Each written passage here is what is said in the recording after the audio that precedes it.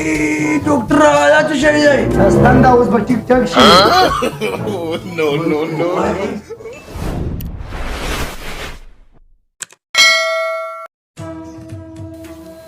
اوهو بیا د کم سپیره په مخ راوتی یو ګک نشته دی داسې معلومیږي چې ورځ نن ډېره بې خونده خو زمانه الله مې رابان بچا دی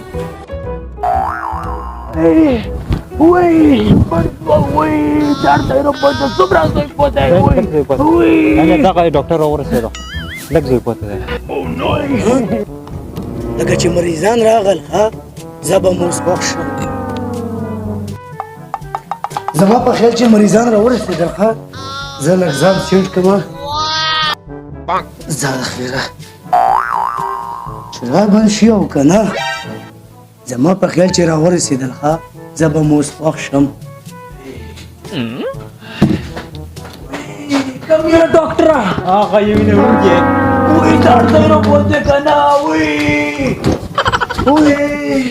وای ډاکټره پاسه پاسه کوزیږي وای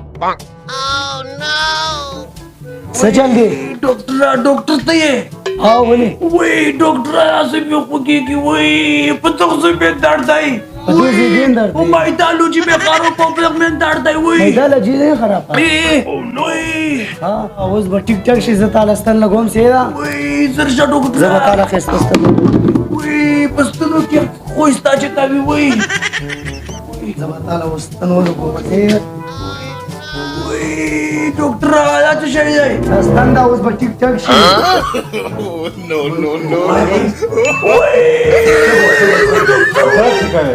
ولې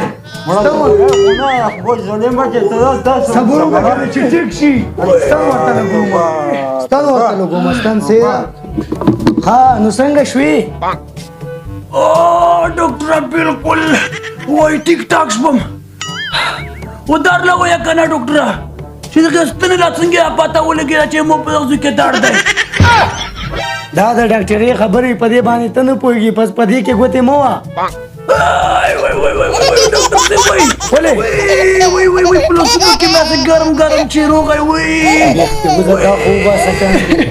دا خو بسه سیندیالوجي مې خرابه شوه نو مسکیالوجي استعمالوه که نه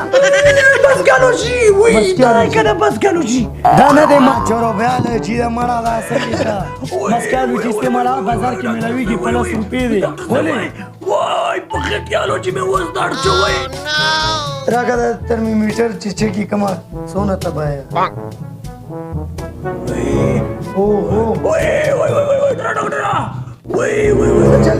خټیالوجي کې مې اوس بکس ول وای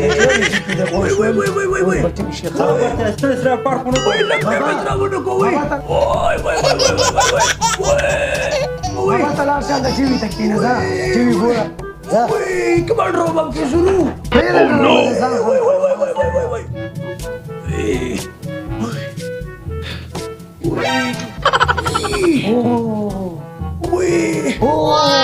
دا خورا وختو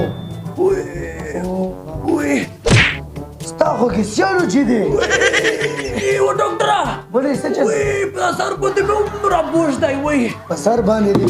دا خو لرې که نو سړیه دې سره به اوس څه کوو دی خو کیسیالوجي دی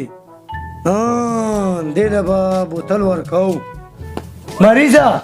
زه به تاله داسې دوایي درکړم که نه چې پسکالوجي به دې په خپله روانوي او کیسیالوجي به دې ختم شي